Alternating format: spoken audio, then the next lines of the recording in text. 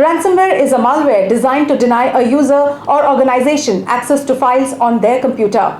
By encrypting these data or files and demanding a ransom payment for the decryption key, cyber attackers place organizations in a position where paying the ransom is the easiest and cheapest way to regain access to their files. Hello and welcome to VARINDIA News Hour.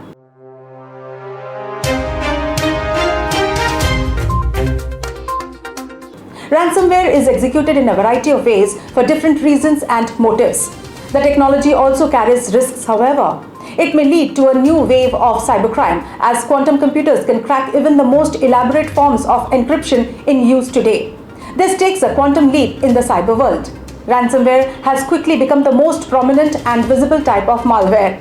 Ransomware attacks are on the rise, but few people understand the hidden costs beyond that of the initial extortion payment. This can include response and restoration expenses, legal fees, and monitoring costs.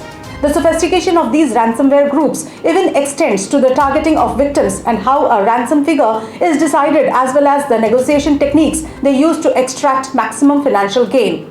As per the report from CPR, has monitored a 24% increase in ransomware attacks year over year to organizations globally. The weekly average of impacted organizations stand at 1 in 53 versus 1 in 66 in the same period of 2021. Over the years, cybercriminals have perfected their processes in defining extortion demands and developed sophisticated techniques for negotiation with victims with the aim of exacting the maximum levels of ransom payments that the victim organization can afford. Sophos research finds an increase of 94% between 2021 and 2022. More than two-thirds healthcare organizations in the US said they have experienced a ransomware attack in 2021, up from 34% in 2020. In the US, ransomware attacks on healthcare have become particularly common. 41% of such attacks globally have been carried out against US-based firms in 2021. The increase has just not been only in numbers, but there is also growing sophistication of these attacks. The current situation is terrible. Ransomware has led to healthcare disruptions. As per cybersecurity company Trellix, over half of adversarial advanced persistent threat actor activity originated from Russian and Chinese-backed groups. The report found a significant 73% increase in cyber incidents targeting individuals and positioned people as the top attack sector in Q4 2021. Individual consumers are the top target of cybercriminals, closely followed by the healthcare vertical. Additionally, the transportation, shipping, manufacturing, and information technology industries showed a sharp increase in threats.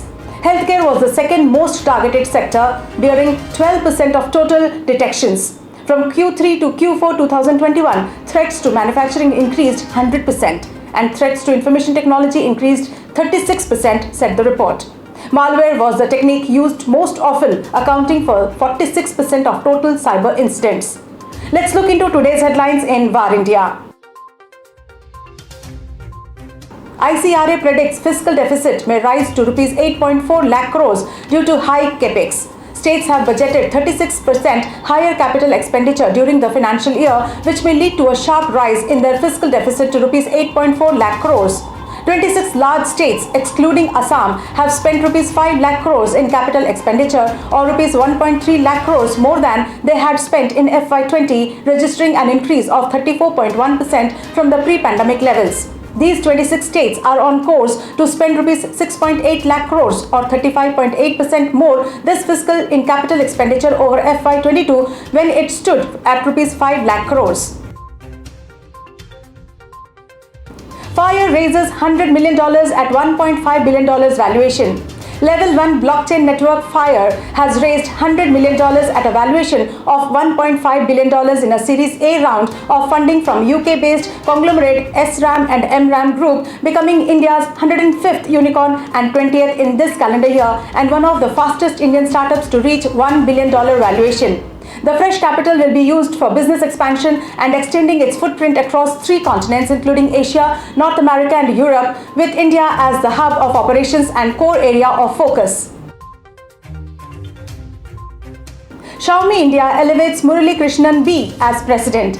Xiaomi India has announced the elevation of Muralikrishnan B as President of Xiaomi India. Previously, Muralikrishnan B was the Chief Operating Officer since 2018. In his new role, he will be responsible for day-to-day operations, services, public affairs, strategic projects, and will continue to work towards strengthening the company's commitment towards the Make in India and Digital India initiatives.